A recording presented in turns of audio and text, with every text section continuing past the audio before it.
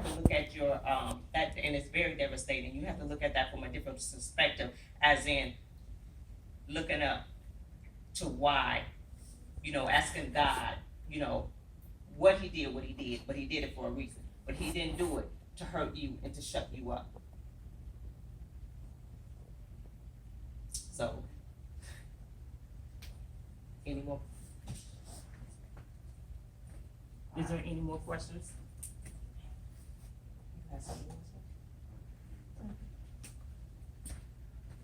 I want to share something. Yesterday, we had a entrepreneur come in, and I was asking her to share her passion for entrepreneurship. And she took that challenge, and she said, I don't want to talk about entrepreneurship. I want to talk about overcoming obstacles. And she told this amazing story, and it really lines up with a lot of what you're saying. I mean, everything was terrible, really bad stuff. And yet, then it turned around when she became a teenage mother, and she said, I don't advocate that, but that's kind of where my path started changing. Right. But I'm just asking kind of like, it sounds like you're kind of advocating looking inward and looking upward and asking things, but are there ways that other people have come into your life and helped you to find another perspective? And see, that's a good question. And it may sound strange, but actually, I had to walk alone. Through all of my trials, my husband is there for me, but my difficulties, the deep struggles, from childhood to up to now, I had to walk alone. In other words, walk alone, but yet I'm not alone, but I'm trusting in God, because I'm saved, I'm a Christian. And so as I'm walking along, I'm struggling with that, crying, my husband don't even know how many times I cried, because I don't show it, but I'm walking alone, yet I'm not alone. God is healing me, has healed me, and so, now that he has created me, the beautiful woman that I am,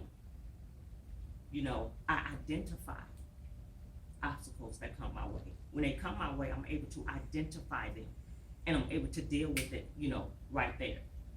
And so, I know you may be thinking that most people, and some people do walk along, have other people that help encourage them and, stuff like that. And I be around people and stuff, but my journey, my difficulties, I had to go get through them alone, because God was preparing me for something great. He was preparing me for something. And so, not that I didn't talk to people about my problem, because it's good, but you got to be careful with that. When you're going through difficult things in your life, you got to know who you share your information to and with. Because sometimes that can be a hindrance, and to make what you're going through, worse. But yeah, a lot of things that I've been through, I had to walk alone, cry in the middle of the night, pray, staying up all night, and everything. I walked alone.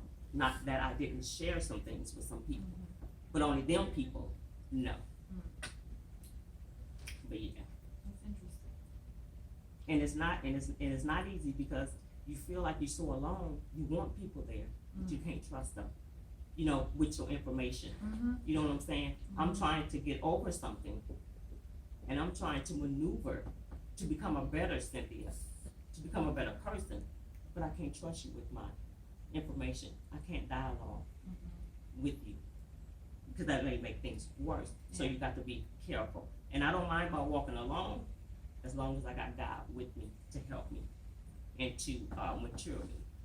You know what I'm saying? Help me grow through what I've been through in life. I kind of want to open it up. Does anyone else have another question or a comment?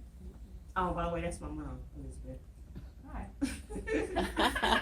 And that's my sister. Oh, awesome. And that's my daughter. And that's my niece. Well, thank you guys for coming. Yeah. I'm really glad to have you here, and I feel bad that more people aren't here to hear the message, but it means a lot to this library community. I think just these small steps, taking steps to bring people in who have have a different life experience, who have Right, struggled, who have suffered, right. who, and also to bring spirituality into the Right, library, right. and also to have a place to talk about things like that, where it's not always, sometimes it's not always welcome in the library. I think people think, okay, it's neutral. Right, because everybody have a different, faith, and it's not even about the size of the people, about the people, but if you can just touch somebody, just one person, you know, that's great, you know, that is all, you can just touch one person, that will help them, you know, change, and that will help them grow. If you can just inspire one person, that's awesome. I have just I mean, I don't want to dominate, but I'm really enjoying talking to you, and I like kind of giving you a question, let me run with it. And we still have some time, I think, to talk. But something I've always kind of wondered about is in Christianity, a lot of times there's a talk of, you know, God knew you before you were born. It was all kind of worked out, or He knows what's going on. So why pray? Why ask for change? If And with that, where you're going with that is, you got to believe, first of all, if there is of Jesus. If Jesus is the Son of God, He died and rose again on the third day. And if you don't believe that, you're gonna have them questions as why pray? Because somebody just slapped me in the face. Why pray? My daughter just passed away. Why pray? You took my husband. And those are a lot of questions that people ask because they don't believe who He is. And it starts with your belief. How can you become great? You don't even believe. How can you pray, but you don't even believe what you pray for is gonna manifest? How can you even go on your job and you don't believe? You believe I was coming here, so you're here. Everybody in this room believed that there was gonna be an event, so they came out. You got to believe, and that's where it starts. That's where it starts at. You got to believe that there is, and if you don't believe, whatever your faith is, you're gonna have to have faith in something. You have faith coming to work. You know, we have faith in doing other things.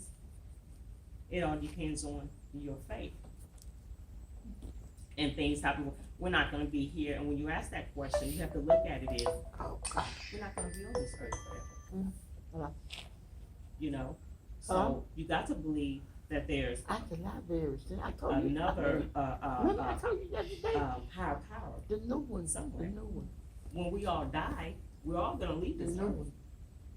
So the you new got one. to believe. Yeah, downtown. And if you don't believe, Nobody library. you really you know have to about find library. out what it is The new that's library, keeping that you was from that deal. believing that why we should be doing certain things. You know, just that one thought that we think Yeah. can either destroy you, or it either can take you to your next Yeah, destiny. Just by a thought that we think. And the reason I say this is because just by one thought, it drove me here to St. Louis to come to this event.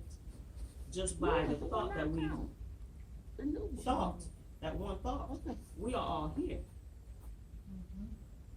Just by that thought that you think, I'm still, you putting, you know, events together. still flow. So yeah, you have to believe. You have to believe. And whatever your faith is, Yep. you yep, got to yep, believe. yep. You Mhm. got to believe. God, man, I wouldn't be you sitting need right coffee. here if I didn't believe that there was gonna be an event. I wouldn't be where I am today or where I'm standing at if I didn't believe that no matter what go on in my life, I believe that God got my back, that He's gonna help me to endure the storms of life. You know, that He's not gonna let me sink to the bottom and not allow me to get up and come out with the victory and shine. So we have to believe. Everybody in here has to believe. There any more questions? No. And a lot of people ask that, and I get that question a lot, even when I'm on my job at work. You know, why God don't love me? Because He allowed this to happen. He allowed that to happen. God doesn't love me. But no, God loves you. And that's my sister Mary. Oh, She's covered in. She, I'm late because I forgot. no, you're fine. But yeah, Elizabeth, and I really truly thank you for allowing me to be here. And another thing that we must do when we are going through obstacles, we have to learn to make right choices in life. Because a lot of times when we go through obstacles in life, it deters us into a whole nother path that we wasn't even supposed to be on. You know, making right choices is simply taking every prospect to change that present itself in crisis that led to to correct the crisis that led to the mistakes and the imperfection in our lives. Because a lot of times when we go through struggles in life, it is there to hinder us. That's their job, to destroy us and to paralyze us and to stop us from growing and growing and growing. You know, obstacles has no expiration date. There has no set time. When they come in like a flood. And they're doing their job. But you have to look at your obstacles. Okay, that obstacle is getting ready to take me to my destiny. That obstacle is getting ready to take me to the next level in life. So in the midst of that, and it's very important also that when we are faced with difficulties in our life, we have to make right choices in life. Because if we don't, we're gonna go down a path of falsehood. And we don't wanna walk down the path of falsehood. We wanna stay on that road, that authentic road. That road that is true. That's gonna get you into your purpose, the next level in life, your dreams. Because we all in here have a dream. We all in here want to accomplish something. We all in here have greatness down on the inside of us. I don't care if it's speaking, cleaning the bathroom, you know, just sitting down, encouraging people. Whatever your gift is, God has given us all gifts and talents. But we have to find out what our gift and talent is, because if we don't, we'll never use it. We'll be sitting, like I said earlier, no progress. We're just sitting. Why? Because we don't know our gift. We don't know our talent. So we think we're moving, we think we're growing, but we yet right here. So 5 years from now, Elizabeth, I'll see you sitting right there in that chair. Why? You contemplating. You don't know what your gift is. You don't know what your talent is. And so how do you find that out? Your gift and your talent. And it first starts with God, because God gives us. God is the only person that can give us gifts and talents. And with that being said, I created some tip sheets that the Holy Spirit wanted me to give along with my book. The importance of accomplishing your dreams.